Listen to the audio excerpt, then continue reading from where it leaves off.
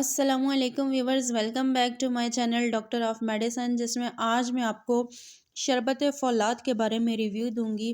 शरबत फ़ौलाद किस मकसद के लिए इस्तेमाल में लाया जाता है, कौन सी इसकी जो है वो कंडीशंस होती हैं जिसमें आप इसका यूज़ कर सकते हैं, साइड इफ़ेक्ट्स क्या होते हैं इसके, ये सब जानते हैं इस वीडियो में। इस वीडियो को आखिर तक देखें, हमारे चैनल को सब्सक्राइब करें, वीडियो को लाइक और शेयर करें। Thank you so much. बात करते हैं शरबत फ़ौलाद के बारे में। ये 240 ml में अवेलेबल होता है। करशी इंडस्ट्रीज़ की ये प्रोडक्शन है और ये नेचुरल ऑर्गेनिक और ये समझ लें कि नेचुरल प्रोडक्ट्स से भी मिल के बनता है। उसके अलावा काफ़ी सारी इसमें चीज़ें एग्जिस्ट करती हैं जो कि ओवरऑल बॉडी हेल्थ के लिए बहुत ज़्यादा बेस्ट होती हैं। अगर इसके इंग्रेडिएंट्स की बात करें तो इसमें आयरन के कंपाउंड्स बहुत ज़्यादा होते हैं। उसके अलावा रास्पबेरी के कंपाउंड्स होते हैं, स्क्यूपाइन के कंपाउंड्स होते हैं।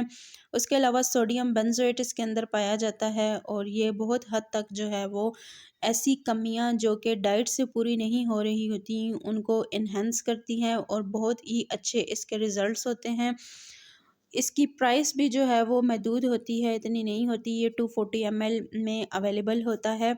अब बात करते हैं कि कौन सी कंडीशंस में ये बहुत ज़्यादा बेस्ट होता है। अगर आप अनीमिया का शिकार हैं या बच्चों में अनीमिया की कंडीशंस डेवलप हैं तो उस कंडीशन में आप इसका इस्तेमाल कर सकते हैं। उसके अलावा इम्यूनिटी के जिनको मसाइल होते हैं, यानी क़ुव्वत मुदाफ़त के, या ऐसे पेशेंट जिन पे बीमारियां बहुत जल्दी असर करती हैं, तो वो भी इस सिरप का इस्तेमाल कर सकते हैं। उसके अलावा अगर आप बहुत ज़्यादा थकावट का शिकार रहते हैं, यानी कि खाने पीने के साथ भी अगर आप थकावट रहते हैं, आपकी नींद भी पूरी होती है तब भी आप थकावट का शिकार रहते हैं, तो ये इसलिए होता है कि आपके अंदर जो है वो एनर्जी का जो लेवल है वो बहुत ज़्यादा ज़ीरो हो जाता है या स्लो हो जाता है, जिसकी वजह से आप जो है वो थके थके रहते हैं, पेल स्किन हो जाती है, आपकी इम्यूनिटी आपकी बहुत ज़्यादा स्लो हो जाती है, अनीमिया का मर्ज़ आपको लाहक हो जाता है। उसके अलावा ऐसी डिज़ीज़, यानी कि ऐसी बीमारी जिसके जाने के बाद आप बहुत ज़्यादा वीक हो चुके हैं, तो उस कंडीशन में भी आप इस सिरप का इस्तेमाल कर सकते हैं। उसके अलावा ऐसे मरीज़ जिनका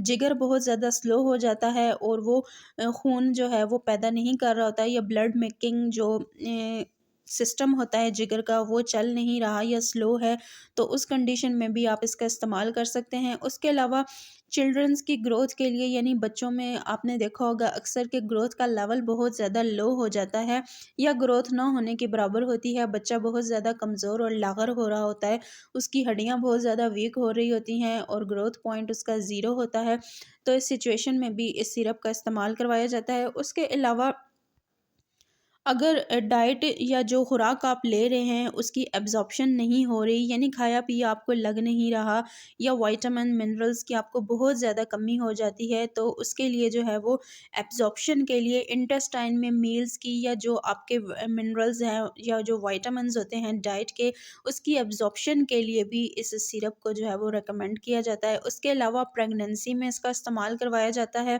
औरतों में, और जिनको बहुत ज़्यादा वीकनेस हो जाती है, रेड ब्लड सेल्स जिनके नहीं बन रहे होते, या कोई भी फिज़िकली वीकनेस उनको हो जाती है, तो उस कंडीशन में भी ये प्रेस्क्राइब किया जाता है। उसके अलावा ऐसी ख़वातीन जो कि ब्रेस्ट फीड पे होती हैं या मदर फीड पे होती हैं, बच्चों को फीड करवा रही होती हैं, तो वो भी बहुत ज़्यादा वीकनेस का शिकार जब हो जाती हैं, तो उनको भी ये रिकमेंड किया जाता है।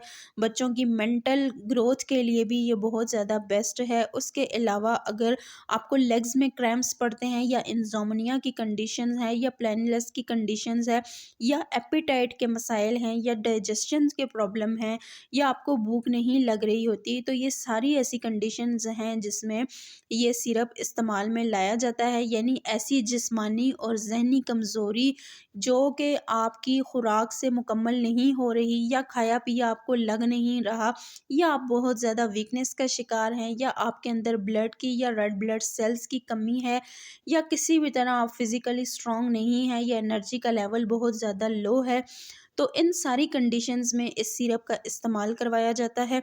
अब हम बात करते हैं कि डायरेक्शन क्या है इसको यूज़ करने की, या आप डोसेज क्या ले सकते हैं।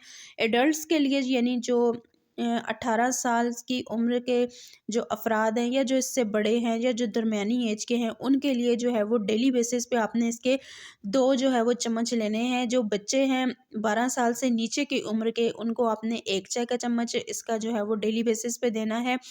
और अगर जो बड़े अफ़राद हैं जिनको बहुत ज़्यादा वीकनेस रहती है या जो बूढ़े लोग हैं, वो जो है वो डेली इसका तीनों टाइम इस्तेमाल कर सकते हैं। अगर आपकी बीमारी की नोयत बहुत ज़्यादा है, तब आपने इसका तीनों टाइम इस्तेमाल करना है, अदरवाइज़ आपने दोनों टाइम ही इसका इस्तेमाल करना है। अब हम बात करते हैं साइड इफ़ेक्ट्स के बारे में कि अगर आप ये सिरप जो है वो यूज़ करते हैं तो उसमें साइड इफ़ेक्ट्स इतने नहीं हैं। तकरीबन जो है वो कुछ मरीज़ों में मैदा अपसेट देखा गया है, गैस के मसाइल हो सकते हैं, उसके अलावा उल्टी और मतली आपको हो सकती है, उसके अलावा गनूदगी आपको आ सकती है, इससे नींद आपको आ सकती है और इसके इतने साइड इफ़ेक्ट्स नहीं हैं।